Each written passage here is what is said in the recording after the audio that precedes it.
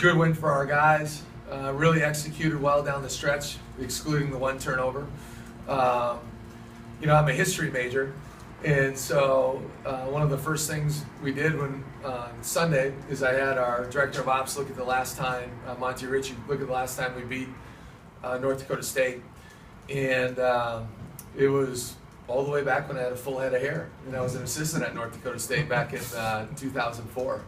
And so, now granted, some of that is they went Division I before us and all that stuff, so we had been 0-6, against them in the last 3 years. So it's a great victory for our guys. They have a heck of a team.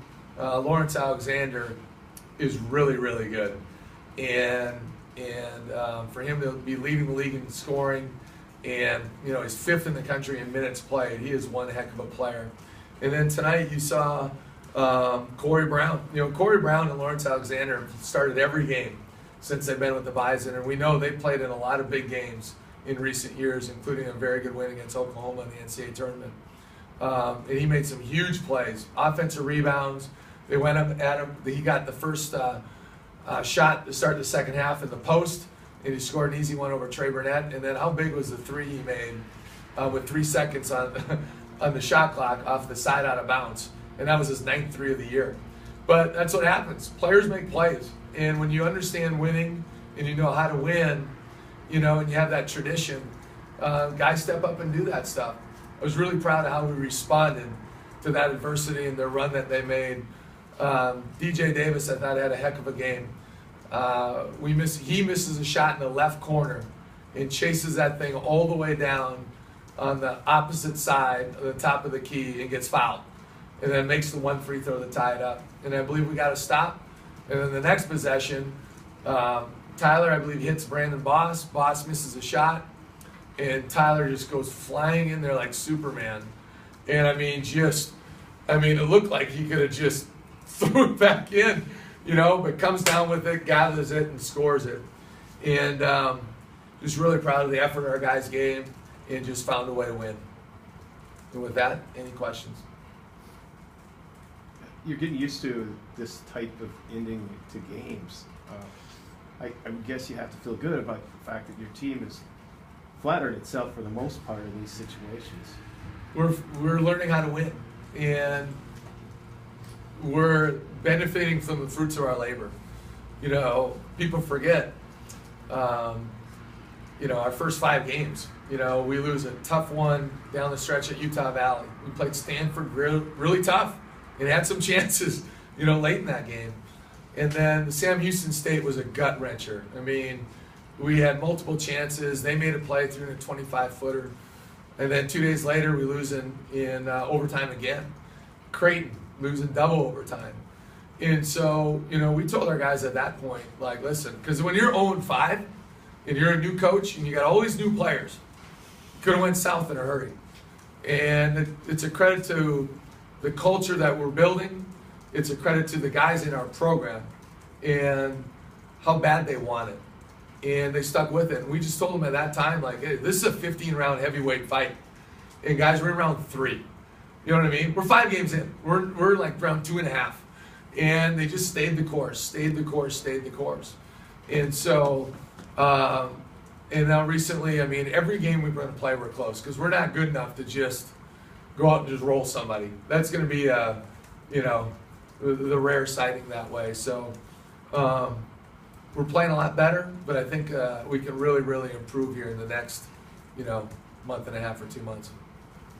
First place in the conference. How does that sound right now? Crazy? I know it probably wasn't expected by me. The league's just so balanced. There's just going to be so many 50-50 games. And I know it's cliche-ish, but literally anybody can beat anybody, and I really believe that. And it's funny because 2.5 weeks ago we lose to Omaha at home. And it wasn't just that we lost to them, it was the way we lost to them. That was incredibly disappointing. Because I thought it was the first time really all year, maybe UNLV a little bit, where we just kind of hung our head. You know what I mean? Like we just kind of let it get away from ourselves. But to respond the way we did at Denver was a huge lift for our guys, because it is tough winning in Denver. And then figuring it out against IPFW. But we're a quarter of a way through the league, right? We're 25% through, and we got a long way to go. And, we haven't won at Frost Arena since 1998. So it's been a heck of a long time. Austin Hanson was a freshman then. You know, I was in my second year of coaching. He had hair back then. Yeah, he had a full head of hair. Yeah, exactly. And and then our next two after that are on the road. We have 3 road games coming up in a hurry, and it can change quickly. So you can't get too high, you can't get too low. We're certainly fired up about it. That's our goal. It's been our goal all year. Looking forward to your first chance to coach as the USD coach in that gym. Yeah, I mean it's a great rivalry, certainly. You know, to be a great rivalry though, both teams got to win consistently. You know, it's not really a rivalry if one side's winning all the time, and we got to figure it out. It's a great arena.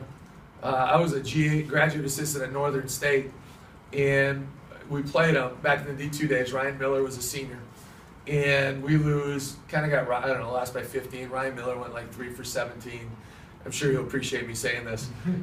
He was so livid at himself, and then we ended up playing him in the regional championship to go to the Elite Eight. The Elite Eight's like Division, right? The Final Four, Division II, and Ryan has 45 in that game, and there was like 10,000 people. The fire marshal shut, and so it's a great venue. You know, their history, they've done really, really well. Won 2 of the last 3 Summit League titles, and so it's going to be a monstrous challenge for us.